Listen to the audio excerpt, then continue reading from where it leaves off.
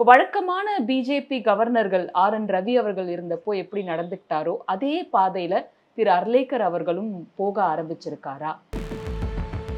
பாஜக அல்லாத அரசுகளில் ஆளுநர்களை வைத்து எல்லா விதமான குடைச்சலும் கொடுக்கறது.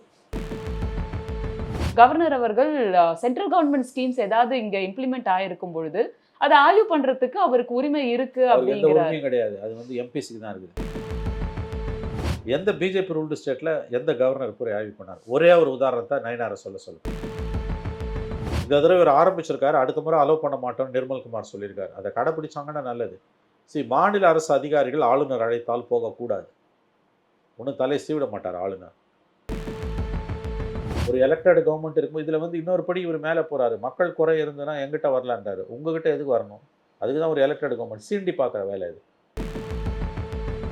இன்ஃபேக்ட் எழுதி கொடுக்கறத படிக்கிறத தவிர கவர்னருக்கு வேறு வேலையே கிடையாது. படிக்க பிடிக்கலன்னா நீ ராஜினாமா பண்ணிட்டு போகணும்.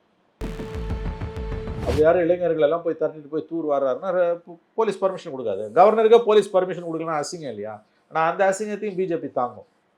இதே அண்ணாமலை பேசுனது தான் நயினாரும் பேசுறாரு. கவர்னருக்கு அதிகாரம் இருக்குன்னு. எங்கே சார் இருக்குது கவர்னர் அதிகாரம்? Just show me one state. இந்த மாதிரி ஒரு எலெக்டட் சீஃப் மினிஸ்டருக்கு எதிராக மாறாக பேரலாக எந்த கவர்னராவது உங்களுக்கு பண்ணுறாங்களான்னு கேளுங்க. ராஜ்பவன் உள்ள வச்சு பூட்டி எடுத்துருவாங்க. எத்தனை பேர் ரிசைன் பண்ணாலும் ரிசைன் பண்ணிட்டு மக்கள்கிட்ட போகிறத ஹார்ஸ் ட்ரேடிங்னு சொல்லவே முடியாது. This is basically a political problem, not a constitutional problem.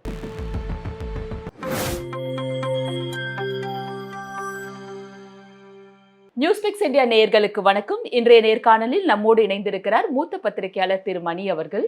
Sir வணக்கம். சார், சட்டசபை கூட்டத்தொடர் ஆரம்பம் இருக்கும் பொழுது கவர்னர் அவர்கள் நடந்த விஷயங்கள்லாம் ரொம்ப பாராட்டினாரு. வரலாற்று சிறப்பு மிக்க விஷயம்னு சொன்னாரு. தமிழ்தாய் வாழ்த்து, அப்புறமா தேசிய கீதம் 2 முறை பாடப்பட்ட பொழுதெல்லாம் அப்போ சுமூகமா ஒரு உறவு இருக்கு அப்படின்ட்டு எல்லாருமே பேசினாங்க. இப்போ சமீபமா கொஞ்ச காலமா பார்த்தோம்னாக்கா அவர் தனியா ஆய்வு கூட்டம் நடத்துறாரு. பிரச்சனைகள் இருந்தா நீங்க ராஜ்பவன் நோக்கி வரலாம் அப்படின்னு சொல்றாரு. இத நிர்மல்குமார் அமைச்சர் அவர்களும் கண்டித்து இருக்காங்க. இப்போ வழக்கமான பிஜேபி கவர்னர்கள் RN ரவி அவர்கள் இருந்தப்போ எப்படி நடந்துக்கிட்டாரோ அதே பாதையில திரு அர்லேக்கர் அவர்களும் போக ஆரம்பிச்சிருக்காரா? ஆமாங்க, யார் ஆண்டாலும் ஆட்சிகள் மாறினாலும் இங்கே காட்சிகள் மாறல.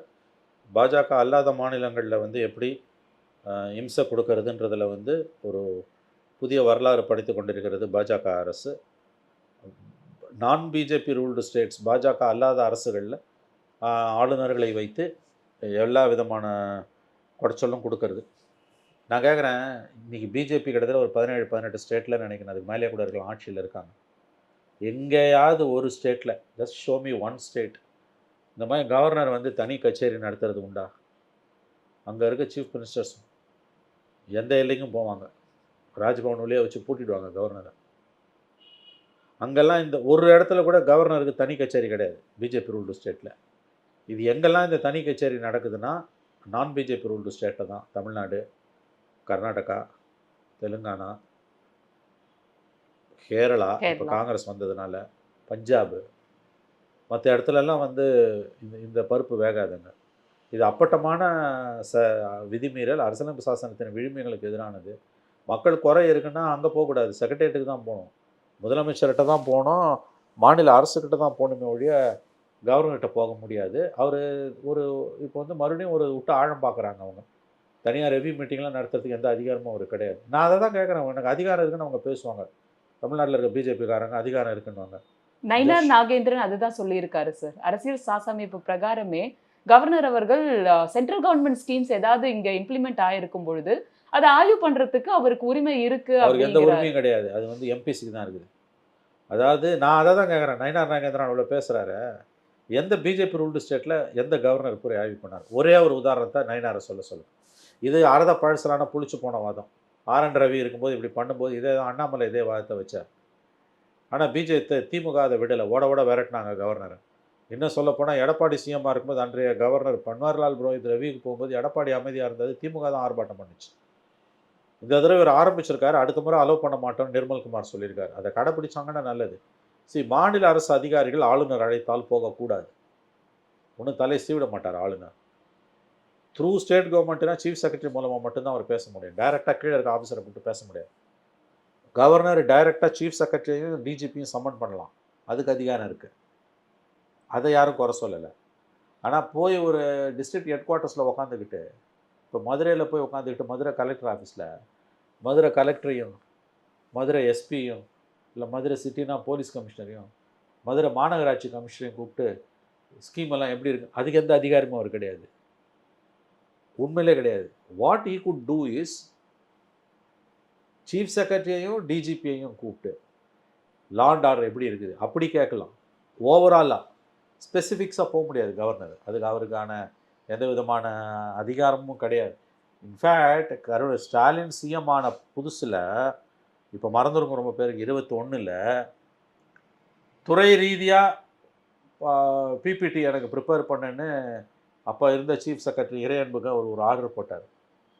2021 கொரோனா நடந்துக்கிட்டு இருக்குது. அப்போ மே மாதம் வராங்க, செப்டம்பர்லேயோ அக்டோபர்லேயோ இறையன்புக்கு ஒரு ஆர்டர் போடுறாரு கவர்னர் சீஃப் செக்ரட்டரிக்கு.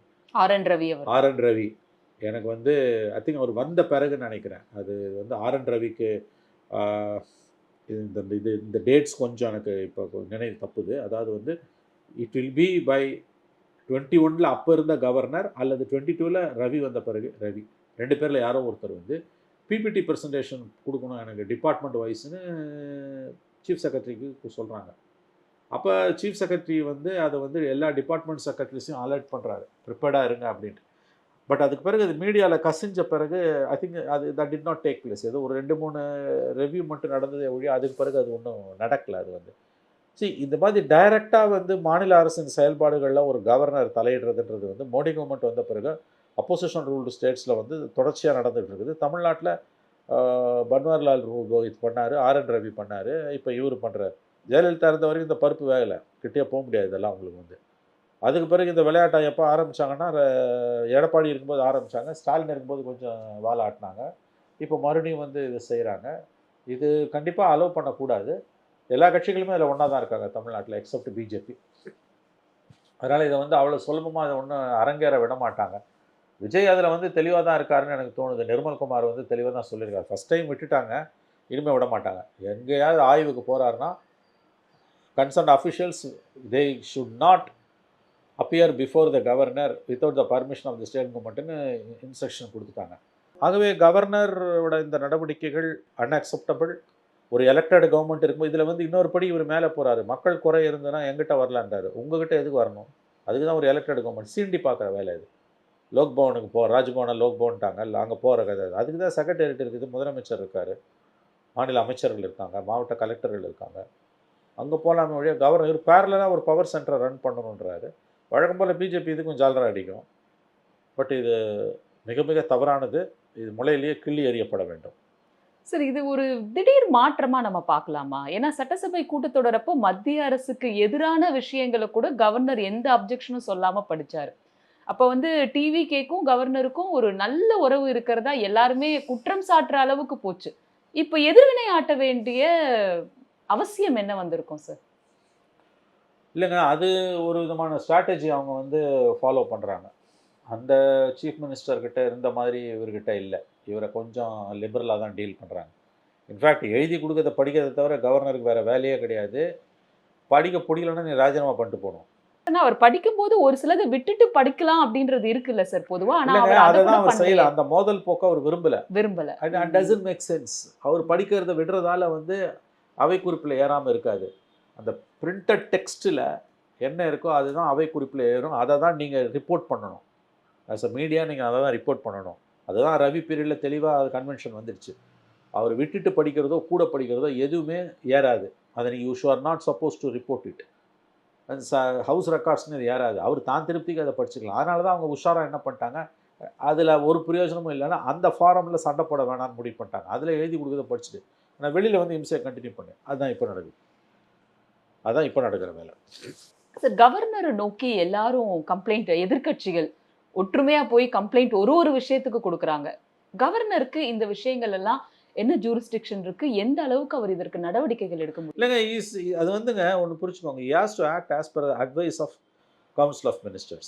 தனியாக அவரால் வந்து ஒரு பூந்தொட்டி கூட வைக்க முடியாது, ஒரு ஒரு பியூனை கூட அவரால் வந்து ஒரு கடைநிலை ஊழியரை கூட வந்து அவரால் வந்து டிஸ்மிஸ் பண்ண முடியாது. ஆனால் அதே நேரத்தில் வந்து சட்டம் வந்து சில அரசியலமைப்பு சாசனம் சில சில சில அதிகாரங்கள் அவருக்கு கொடுத்துருக்கு. Because this is is government, head of the head of the state. அவர் வந்து உங்களுக்கு வந்து அவரு அவருடைய அந்த நடவடிக்கை என்பது வந்து ஒன்றை ஒன்று சார்ந்தது. குடியரசுத் தலைவருக்கும் பிரதமருக்கும் இருக்க உறவு தான் கவர்னருக்கும் முதலமைச்சர். இவ்வளோ பேச்சு பேசுகிற பிஜேபி இதே குடியரசுத் தலைவர் பண்ணால் ஒத்துப்பாங்களா?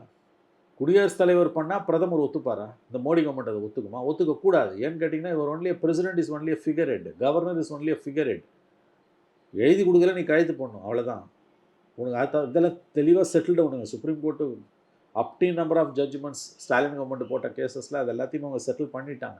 பட் இந்த கவர்மெண்ட்டு செட்டில் கவர்மெண்ட்டும் திருந்துற மாதிரி இல்லைங்க. கவர்னர் தன்னோட வேலையை ஆரம்பிக்கிறாரு.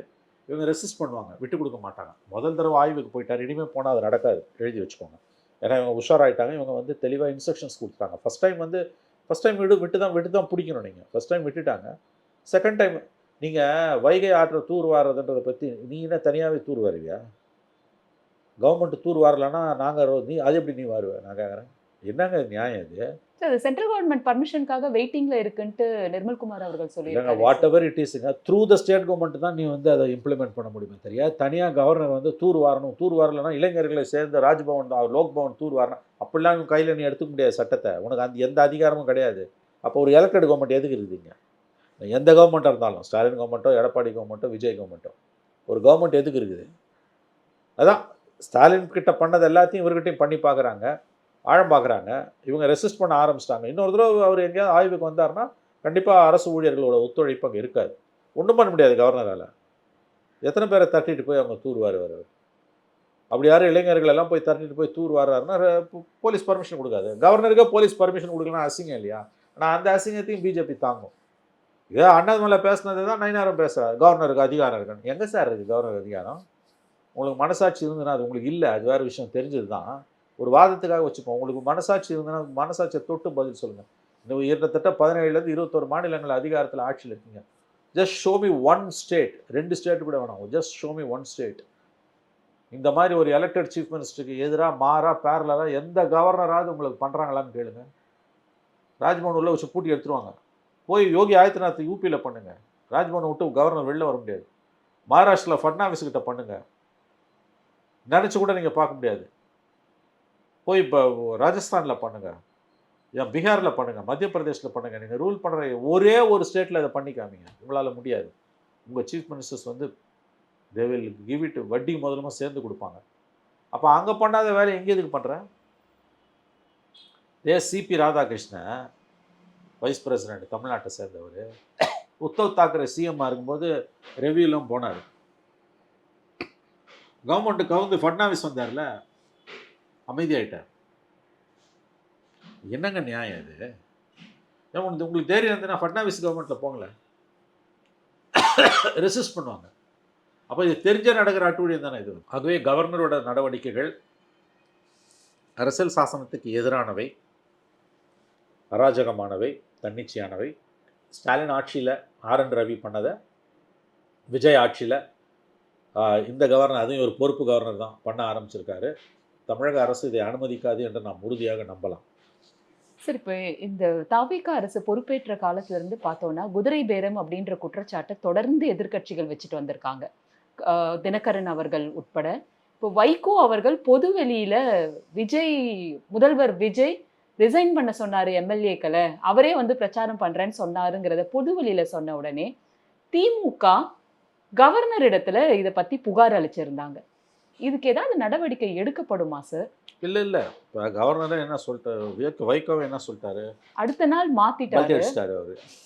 இப்போ ஹார்ஸ் ட்ரேடிங்கில் வந்துங்க ரெசிக்னேஷன் ஆஃப் எனி எம்எல்ஏ நீங்கள் ஒன்றுமே தடுக்க முடியாதுங்க. இப்போ 2/3 பிரிஞ்சு போய் சேர்றது சட்டப்படி தப்புனாலுமே வந்து, ஏன்னா வந்து 2/3 பிரிஞ்சு போனாலும் பார்ட்டி ஹைகமாண்ட் பேரண்ட் பாடி அதை அப்ரூவ் பண்ணணும்னு இருக்குது. அதான் சந்திரசூட் ஜட்ஜ்மெண்ட்டு. பட் அதை யாருமே ஃபாலோ பண்ணல. இப்போ ஆப் எம்எல்ஏ 10 பேரில் 7 பேர் வெளியில் போனான். உங்களுக்கு வந்து வெளியில் போனப்போ ஆக்சுவலாக அதை ராஜ்யசபா சேர்மன் அதை அக்செப்டே பண்ணிடக்கூடாது. ஏன்னா மெயின் பார்ட்டி ஆம் ஆத்மியோட பேரண்ட் பாடி அதை அப்ரூவே பண்ணல. அது ஆன்டி டிஃபெக்ஷன் தான். ஆனா அது 2/3 இருந்தா பாசிபிளா சார்? இருங்க. Parent body. But that's the judgment. Okay.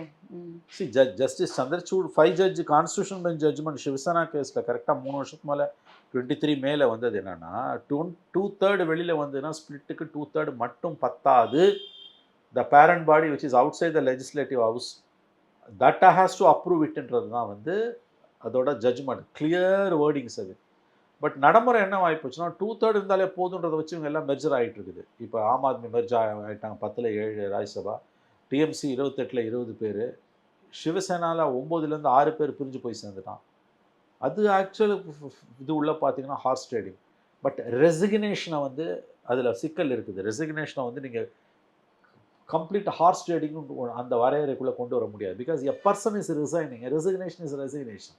நான் மறுபடியும் மக்கள்கிட்ட தான் போகிறேன். இப்போ நம்மளை என்ன சொல்லுவோம், எவனா ஒரு கட்சி மாறுறானா, உனக்கு மனசாட்சி இருந்ததுன்னா, உனக்கு அவ்வளோ தூரம் தைரியம் இருந்ததுன்னா ரிசைன் பண்ணிட்டு போயான்னு அவன் ரிசைன் பண்ணுறான். ஆக்சுவலாக அது ஹார்ஸ் ட்ரேடிங் இப்போ பார்லிமெண்ட்டில் நடந்துகிட்டு இருக்குது. இங்கே நடக்கிறது வந்து நீங்கள் morally if you ask me there are some disturbing questions, நான் அதை மறுக்கல. But purely constitutional point of view and legal point of view எத்தனை பேர் ரிசைன் பண்ணாலும் ரிசைன் பண்ணிட்டு மக்கள்கிட்ட போகிறத ஹார்ஸ் ட்ரேடிங் நீ சொல்லவே முடியாது. இன்னொன்று, வேர் இஸ் த ப்ரூஃப்? இப்போ நரசிம்மராவ் கேஸில் வந்து ஜேஎம்எம் கேஸில் அவன் அன்றைக்கே பேங்க் டிரான்சாக்ஷன்லாம் இருந்தது, மாட்டினாங்க. ஈவன் நரசிம்மராவ் வாஸ் அரெஸ்டட் எப்போ அவர் பிரைம் மினிஸ்டர் பதவியிலேருந்து இறங்கின பிறகு, தேவகவுடா பிரைம் மினிஸ்டராக இருந்தப்போ. இது அப்படி கிடையாது. உங்களுக்கு வந்து ஹார்ஸ் ட்ரேடிங்கிற ஒரு கன்வென்ஷனல் மீனிங்குள்ளே ரெசிக்னேஷன் ஆஃப் எம்எல்ஏஸ் வராது. அப்படி தான் நான் அதை பார்க்குறேன். But politically this is basically a political problem, not a constitutional problem.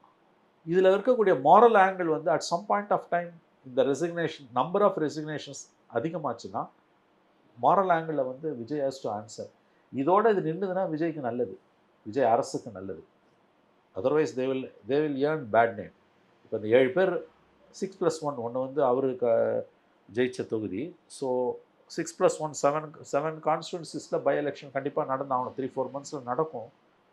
we have to wait and watch. அதில் என்ன பண்ணுறாங்க, அதில் 7ல் 7 விஜய் ஜெயிச்சிட்டாருன்னா க்ளீனு, 7 ஏதோ ஒரு 4லேருந்து 5ஆவது அவர் ஜெயிக்கணும். அப்படி இல்லைன்னா அந்த நேரோ டவுன் ஆகணும். பிட்வீன் 107 to 118 நேரோ டவுன் ஆகணும் கேப்பு. 118 வந்தால் தான் தனி மெஜாரிட்டி. இப்போ அது இல்லாத தான் சிக்கல்.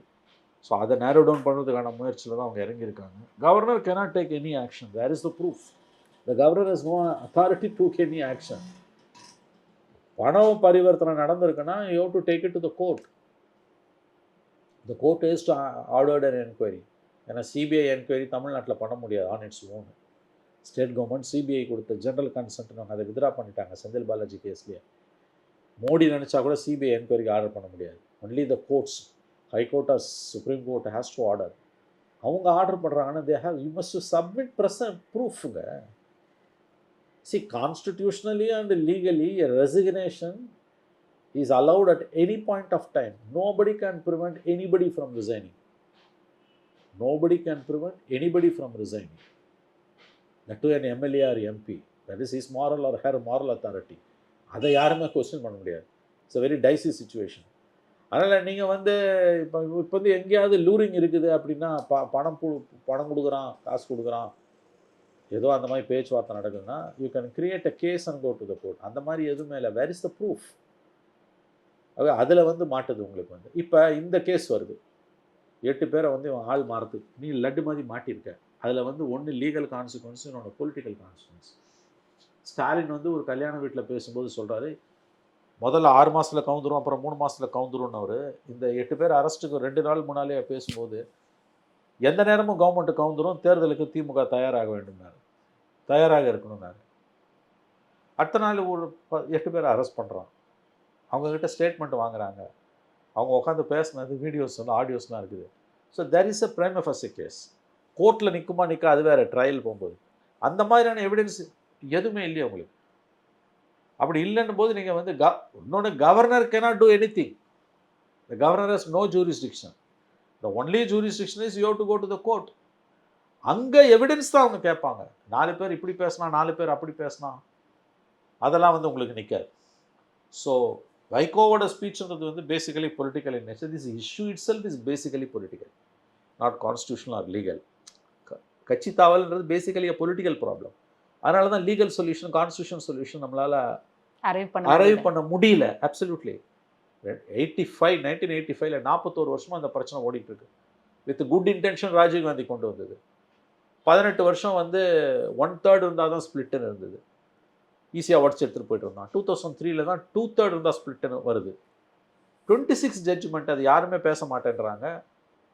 அபிஷேக் மனு சிங்வி தான் திரும்ப திரும்ப அதை சொல்கிறாரு. காமன் மிஸ்கன்செப்ஷன் இஸ் 2/3 இருந்தால் போதும் merger we can escape anti defection law. Absolutely wrong.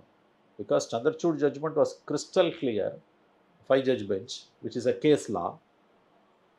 In addition to 2/3 of the split, the parent body has to approve the merger, and that merger has to be approved again by the 2/3. Check and balance இருக்குது. But nobody is bothered. Nobody is bothered. BJP is right, left and center breaking the parties. அந்த மாதிரி எதுவுமே இன்னைக்கு தமிழ்நாட்டில் நடக்கல. அப்படி பார்த்தீங்கன்னா people are resigning. அதுக்கும் இதுக்கும் வித்தியாசம் இருக்குது. ஆன்டி டிஃபெக்ஷனோட ஃபாதரே பிஜேபி தான். 10ல் 7 உடைக்கிறான், 28ல் 20 உடைக்கிறான், 9ல் 6 உடைக்கிறான். எப்படியாவது வந்து 2/3 மெஜாரிட்டியை மஸ்டர் பண்ணிடணுன்ட்டு. இங்கே அந்த மாதிரி எதுவுமே நடக்கலை. இங்கே what is happening here is resignation.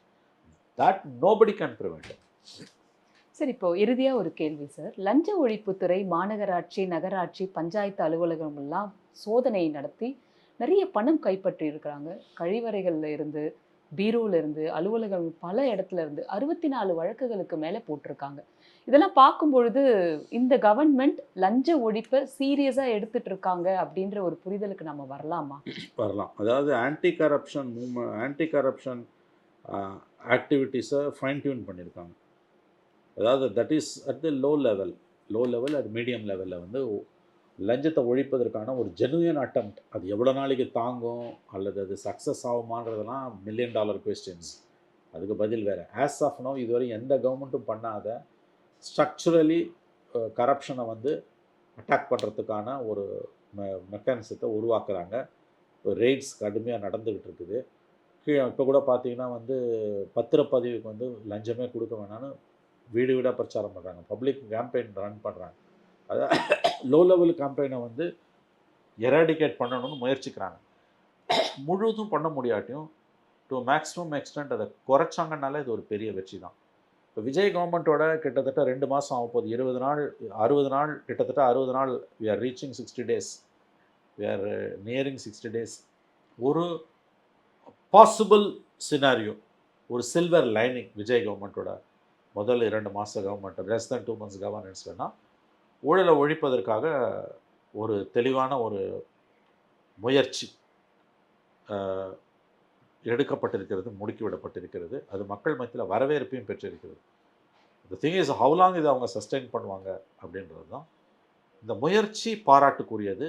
At all level வந்து அது தொடர்ந்துக்கிட்டு தான் இருக்குது. இப்போ இந்த அலுவலகங்கள், லோக்கல் பாடி ஆஃபீஸஸ்லாம் வந்து this a den of corruption. உங்களுக்கு வந்து இப்போ இதை பிடிக்கிறது மூலமாக இவங்களோட பொலிட்டிக்கல் பாசஸை நெருங்குவாங்க. தாவேக்காக பெரிய ரெப்ரஸன்டேஷன் கிடையாது. திமுக தான் அதில் இருக்காங்க. உங்களுக்கு வந்து கார்பரேஷன்ஸில், அது கீழே இருக்க முனிசிபாலிட்டிஸ்லாம், அங்கெல்லாம் வந்து பெரிய அளவில் ரெய்ட்ஸ் பண்ணும்போது it will work as a deterrent. ஃபுல்லாக எலிமினேட் ஆகாது. டு மேக்ஸிமம் எக்ஸ்டென்ட் வந்து லோவர் ஆகிறதுக்கு, குறையறதுக்கு வாய்ப்பு இருக்குது. அதுவே பெரிய விஷயம். நன்றி சார், பல தகவல்கள் பகிர்ந்துக்கிட்டீங்க.